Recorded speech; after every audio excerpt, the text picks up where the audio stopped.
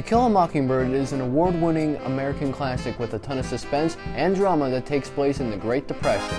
Written by Harper E. Lee, To Kill a Mockingbird was published in July 1960. 2 years later, the book would be adapted into an award-winning movie that was directed by Robert Mulligan. Recently this year, my literature class at my school gave me and my class an assignment to either talk about multiple topics, To Kill a Mockingbird, or to analyze one of its main characters in the story. So I decided for your viewing entertainment, we're going to be analyzing the main character of the story, and that is Scout Finch. So let's begin.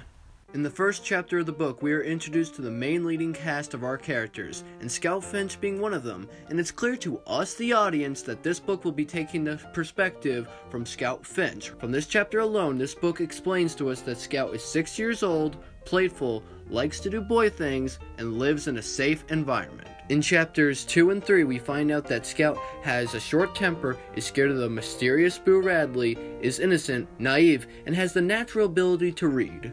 However, all these things begin to change as soon as Scout goes to school on her first day. She gets in trouble for reading too quickly, and for standing up for one of her classmates for her teacher offering money to her fellow students to get lunch. And later beats him up for what she believes got her in trouble. What Harper Lee is setting up here is the beginning of Scout's dynamic character arc. For those that don't know what a dynamic character is a character in the storyline that undergoes a huge change in his or her personality or perspective on things they believe or feel about a certain thing. And so, the beginning of Scout's dynamic change is when her father Atticus tells her a quote that Scout and the reader experience throughout the story, and that's, "You get along a lot better with all kinds of folks. You never really understand a person until you consider things from his point of view. Sir?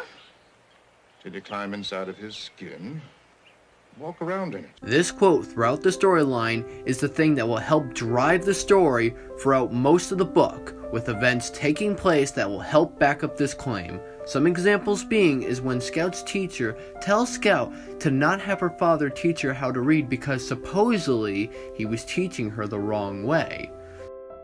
So what Atticus proposes to her is to simply practice reading at home and not to read as much in school. Another great example is when Scout and Jem believe that their father was just some boring old man who couldn't even shoot a gun and wasn't even active most of his life, and all he did was just read books in his spare time, but would later be proven wrong when Atticus took the gun from Mr. Tate and put the dog down with rabies.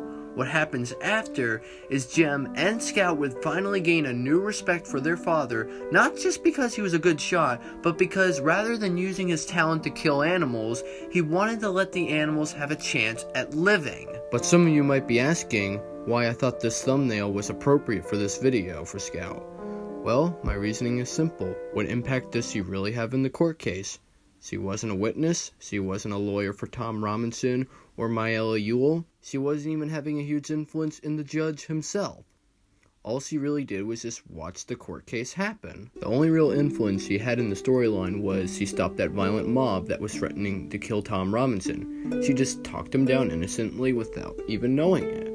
While she was at the court case witnessing what was going on, she never truly had an influence. What I believe actually happened is the other way around. The court case had helped further develop Scout's character. While she did lose her innocence, she learned how to be respectful and patient towards others. Even after the court case, Scout would continue to grow, and her character would fully be realized when she finally took the mysterious Boo Radley back to his house. And so, I don't think this story wasn't simply about Tom Robinson's case, or how racism is even bad. It was about Scout and the reader learning how to be more open about things and think things through. And that is why this video is called Scout the Optimistic Spectator. I hope you enjoyed this video. Please like, comment, and subscribe, and have a good day.